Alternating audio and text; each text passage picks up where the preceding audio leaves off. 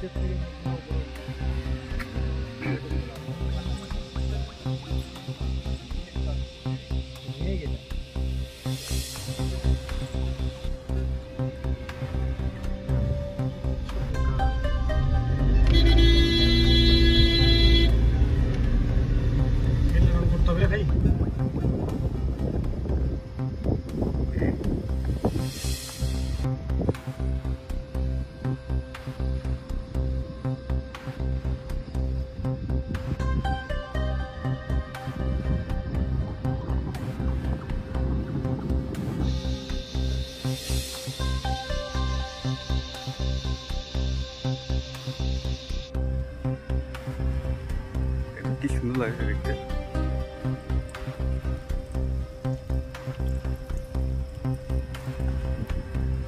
স্বর্গ বাস করেছে।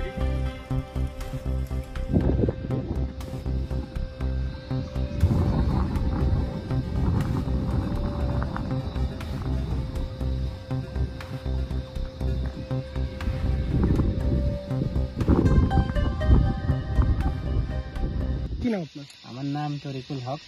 বললাম এই যে রাস্তা দেখছেন পুরোটাই ঝাঁ চকচকে, তারপর মাঝে মাঝে যেভাবে ল্যান্ডস্লাইড হয়েছে এটা কতটা বিপজ্জনক? এটা রাস্তাটা একটু ভালো, মানে একটু রিস্ক আছে, মানে এখানে যদি গাড়ি ঘোড়া নিয়ে আসতে একটু স্টার ভাবে আসতে হবে। ভয়ঙ্কর বলতে কিছু নাই, মানে একটু মজবুত হইলে ভালো হয়। মানে যেভাবে আপনার সামনে যেভাবে দেখা যাচ্ছে যে মানে এতটা ধসে একদম পুরো রাস্তা, অর্ধেক রাস্তা চলে গেছে নিচে। হ্যাঁ, এই একটা ইউ টার্ন, এখানে ব্রিজ রয়েছে, যারা এই রাস্তা ধরে যাচ্ছে বিকল্প রাস্তা এটাকে প্রশস্ত করা হয়েছে, মানে কতটা ঝুঁকিপূর্ণ এই রাস্তাটা বলে মনে হচ্ছে? এটা তোমার বেশিতে টার্নিংটাও বেশি আছে, তো তোমার রাস্তাটা হিসাবে অনেক জায়গাটায় ধসে গেছে, মাঝখানে ফাইটে গেছে আবার। এটা রিপেয়ারিং হওয়ার অনেক জরুরি, আর অনেকজন টুরিস্ট আসে এদিকে, তো রাস্তাটা একটু যদি আরো ভালো হয় তো আরো ভালো হবে। মানে যে জায়গাগুলোতে ধস করা হয়েছে, এই যে মানে ধসে ভেঙে গিয়েছে, এটাকে প্রশাসনের তরফ থেকে আরো একটু মানে চিহ্নিতকরণ করলে কেমন হয়? আর একটু মানে ভালো করে বানাইলে একটু ভালো হয়। Thank you. আপনার নাম? আমার নাম অপু সরকার। ঘুরতে আসছেন? হ্যাঁ, আমি এখানটায় ঘুরতে এসেছি। বললাম রাস্তার কন্ডিশন কি আছে দাদা? রাস্তার কন্ডিশন তো খুবই ভয়াবহ। এখানে আপনারা দেখতে পাচ্ছেন রাস্তা একদম পুরোপুরি ভেঙে যাওয়ার মতো অবস্থা। এই রাস্তা দ্রুত মেরামত না করলে যে কোনো সময় কোনো একটা দুর্ঘটনা ঘটে যেতে পারে। বলা হচ্ছে যে ন্যাশনাল হাইওয়ে 10 এর বিকল্প রাস্তা হচ্ছে ন্যাশনাল হাইওয়ে 717A। এই রাস্তা দিয়ে সিকিম, গ্যাংটক বিভিন্ন জায়গাতে যাওয়া যায়। এবং আপনার সামনে যে এই মুহূর্তে বর্তমান যে পরিস্থিতি আছে, যদি আজকে রাতে সেই ধরনের বড় কিছু হয় বা বন্যা ফন্যা হয় তাহলে তো পুরোটা ভেঙে একেবারে শেষ। এই যোগাযোগ বিচ্ছিন্ন হয়ে গেলে কতটা সমস্যা হবে? হ্যাঁ, এই রাস্তাটার যোগাযোগ বিচ্ছিন্ন হয়ে গেলে তো সম্পূর্ণ মানুষের মানে যাতায়াতটাই, বিকল্প রাস্তাটা একদমই অফ হয়ে যাবে। হ্যাঁ, মানে এটা এমন একটা মিডিল পয়েন্ট যে যারা আসবে তত বুঝতে পারবেন যে জায়গাটা এখানে ভেঙে আছে। হ্যাঁ, তো অতি সত্বর প্রশাসনের দৃষ্টি আকর্ষণ করা উচিত এই রাস্তাটা ঠিক করার জন্য। আমার কথা, আমরা একটু ঘুরতে আসছিলাম, লাভা যাচ্ছিলাম। আচ্ছা, তো এদিকে যে পরিস্থিতি দেখছি, এদিকে রাস্তার যে কন্ডিশন, বিভিন্ন জায়গায় 2-3টে জায়গায় বিশেষ করে ধস নেমেছে। এখানে দেখছি পিছন দিকে আমাদের দেখা যাচ্ছে যে রাস্তাটা অর্ধেক হয়ে গেছে। তো এই মুহূর্তে আমরা কিন্তু সেটা লাভা না গিয়ে আমরা ফেরার পথে গাড়ি ব্রেক ফেরার চিন্তা ভাবনা করছি। কি কারণ? যেভাবে রাস্তা ধস নেমেছে এবং যেভাবে রাস্তা এখানে অর্ধেকটা হয়ে গেছে, সেক্ষেত্রে বৃষ্টি আবার যদি বৃষ্টি হয়ে যায় সেক্ষেত্রে রাস্তা থাকবে কিনা সেটা সন্দেহজনক ব্যাপার আছে।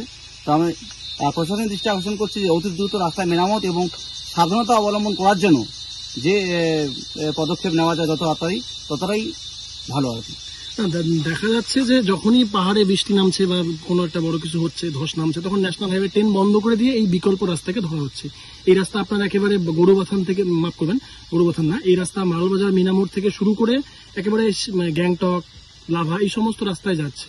তো এই যে আপনারা রয়েছেন মাঝখানে, লাভা গ্যাংটকের মাঝখানে রয়েছেন বা মালবাজারের মাঝখানে রয়েছেন, তো সেই জায়গায় দাঁড়িয়ে এই যে রাস্তা যেখানে এতটা মানে ভাঙন দেখা যাচ্ছে, যদি পুরোটা মানে বিচ্ছেদ হয়ে যায় কতটা সমস্যা সেটাই, হতে পারে?